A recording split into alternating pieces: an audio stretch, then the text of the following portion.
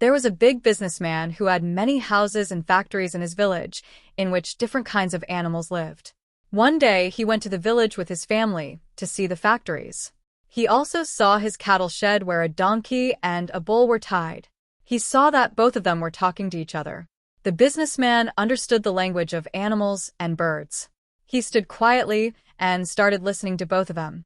The bull said to the donkey, "You are very lucky. You always live happily. The master always takes care of you. You get cream and porridge every day, barley to eat twice a day, and clean water to drink. Even after so much respect and hospitality, the only work that is taken from you is that whenever there is some work, the master sits on your back and goes for some distance. You never have any shortage of grains and grass.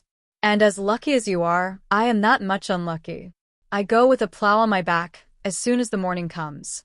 There I am yoked to the plow and driven all day long. The plowman keeps whipping me all the time. My back is bruised by the lashes of their whips and my shoulders by the yoke. Even after making me work so hard from morning to evening, these people throw dry and rotten straw in front of me which I cannot eat. I lie hungry and thirsty in my dung and urine all night and envy your comforts and luxuries." On hearing this, the donkey said, "Oh, brother, whatever you say is true. You are really in great pain. But it seems that you are happy with this. You yourself do not want to live happily. Even if you die while working hard, these people will not pity your condition. Therefore, you do one thing, then they will not take so much hard work from you, and you will live happily." The bull asked what could be the solution. The donkey said, "You pretend to be sick. Do not eat grain and straw for one evening, and lie down quietly in your place." The bull liked this suggestion very much. On hearing the donkey's words, he said, "I will do the same. You have told me a very good solution. May God keep you happy." The next day, when the plowman went to the cattle shed thinking of taking the bull to plow the field as usual, he saw that the fodder applied the previous night was still there, and the bull was lying on the ground panting. His eyes were closed, and his stomach was bloated. The plowman thought that the bull had fallen ill, and thinking so, did not yoke him to the plow. He informed the merchant about the bull's illness. On hearing this, the merchant understood that the bull had acted on the advice of the donkey and pretended to be ill, so he asked the plowman to yoke the donkey to the plow today. Therefore, the plowman yoked the donkey to the plow and made him work the whole day. The donkey was not used to plowing the field. He became very tired, and his hands and feet started getting cold. Apart from physical labor, he had been beaten so much the whole day that while returning home in the evening, his feet were not even able to move properly. On the other hand, the bull remained very comfortable the whole day. He ate all the fodder in the trough and kept on blessing the donkey. When the donkey came back stumbling from the field, the bull said, "Brother, I got great happiness because of your advice." The donkey could not reply due to fatigue and fell on his place. He started cursing himself in his mind that you unfortunate one, you destroyed your comfort to give comfort to the bull. The minister told this story and said, "Daughter, you live in great comfort at this time. Why do you want to put yourself in trouble like the donkey?" Shahrazad, after listening to her father, said, "I will not give up my stubbornness because of this story. I will keep on following you like this until you marry me to the king." The minister said, "If you remain stubborn, then I will punish you in the same way as the merchant had given to his wife." Shahrazad asked, "Why did the merchant punish the woman, and what happened to the donkey and the bull?" The minister said, "The next day, after dinner, the merchant sat with his wife in the cattle shed and started listening to the animals. The donkey asked the bull, 'What will you do when the plowman brings food and grass for you in the morning?' 'I will do as you said,' the bull said. The donkey said, 'No, don't do that, otherwise you will lose your life. While returning in the evening, I heard that our master was telling his cook to call the butcher and the cobbler tomorrow and sell the meat and skin of the bull, which has fallen ill. Whatever I had heard, I told you as a friend. Now it is good for you that in the morning when the fodder is put in front of you, you get up early and eat it and become healthy. Then our master will see you healthy and give up his intention of killing you." Hearing this, the bull got scared and said, "Brother, may God always keep you happy. My life was saved because of you. Now I will do what you said." The merchant laughed out loud after hearing this. His wife was very surprised by this. She asked, "Why did you laugh without any reason?" The merchant said that this is not something to be told. I can only say that I laughed after listening to the conversation between the bull and the donkey. The woman said, "Teach me that knowledge by which we can understand the language of animals." The merchant refused. The woman said, "Why don't you teach me this?" The merchant said, "If I teach you this knowledge, I will not survive." The woman said, "You are deceiving me.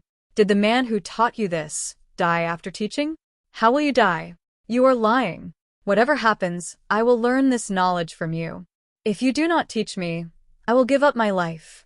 Saying this, the woman came home, and after closing the door of her room, she kept on shouting and abusing throughout the night. The merchant slept at night, but when he saw the same condition the next day, he started explaining to the woman that you are being stubborn for no reason. This knowledge is not worth your learning. The woman said that until you do not tell me the secret, I will stop eating and drinking and will keep on shouting like this. The merchant said that if I agree to your foolishness, then I will lose my life.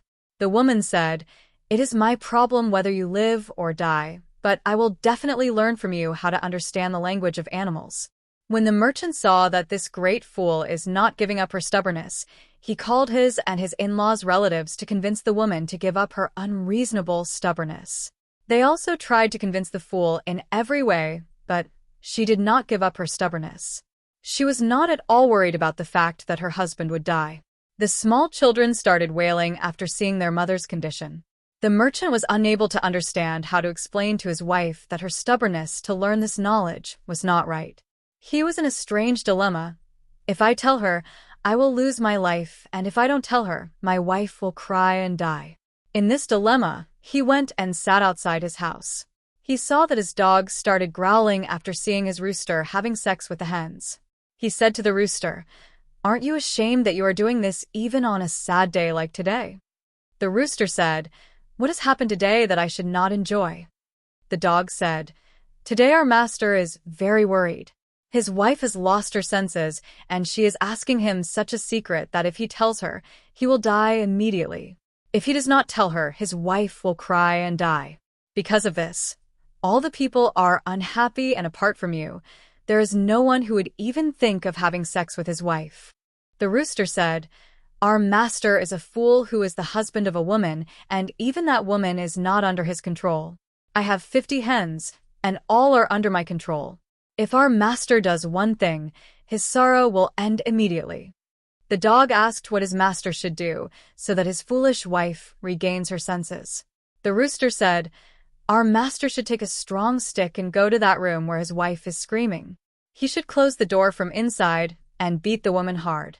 After some time, the woman will give up her stubbornness."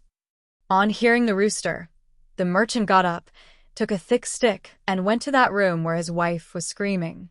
After closing the door from inside, the merchant started beating the woman with sticks. Even after screaming for some time, when the woman saw that the beatings were continuing, she got scared. She fell at her husband's feet and started saying that, "Now stop your hands. Now I will never be stubborn like this." At this, the merchant stopped his hands. After telling the story, the minister told Shahrazad that if you do not give up your stubbornness, I will punish you in the same way as the merchant had punished his wife. Shahrazad said, "Your words are right, but I do not want to change my opinion in any way. I also know many historical events and stories to justify my wish, but it is useless to tell them. If you do not fulfill my wish, then I will go to the king's service myself without asking you." Now the minister was helpless. He had to agree to Shahrazad's words. He went to the king and started requesting in a very sad voice, "My daughter wants to get married to you." The king was very surprised at this. He said, "You know everything, yet why did you take such a terrible decision for your daughter?" The minister said, "The girl herself has insisted on me for this. Her happiness lies in the fact that she becomes your bride for one night and dies in the morning." The king's surprise increased further. He said, "You should not be under the illusion that I will give up my promise for your sake. As soon as the morning comes, I will hand over your daughter to you so that you can kill her. Also remember that if you delay killing her due to your love for your child, then I will order your killing along with her." The minister requested, "I am your servant. It is true that she is my daughter, and I will be very saddened by her death. But I will follow your orders." The king, after listening to the minister, said, "If this is the case, then why delay this task? Bring your daughter to me tonight itself, and marry her to me."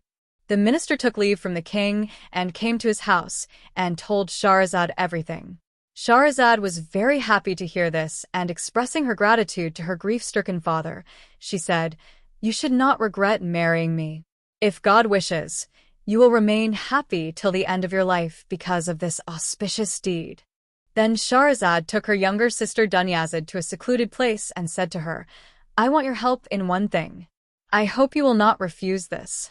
I will be taken to marry the king. You should not be saddened by this matter. Rather do as I say. I will make you sleep near me on the night of the wedding and will ask the king to let you come to me so that I can pacify him before dying. I will start telling a story. I am sure that this method will save my life." Dunyazad said, "I will do as you say." In the evening, the minister took Shahrazad to the palace. He got his daughter married to the king according to the religion and left his daughter in the palace and came home.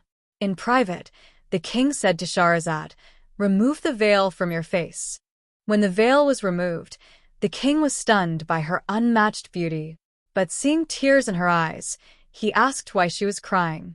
Shahrazad said, "I have a younger sister who loves me a lot, and I also love her a lot. I want her to stay here today so that when the sun rises, both of us sisters can hug each other for the last time. If you allow, she can also sleep in the nearby room." The king said, "What is the harm? Call her, and why in the nearby room?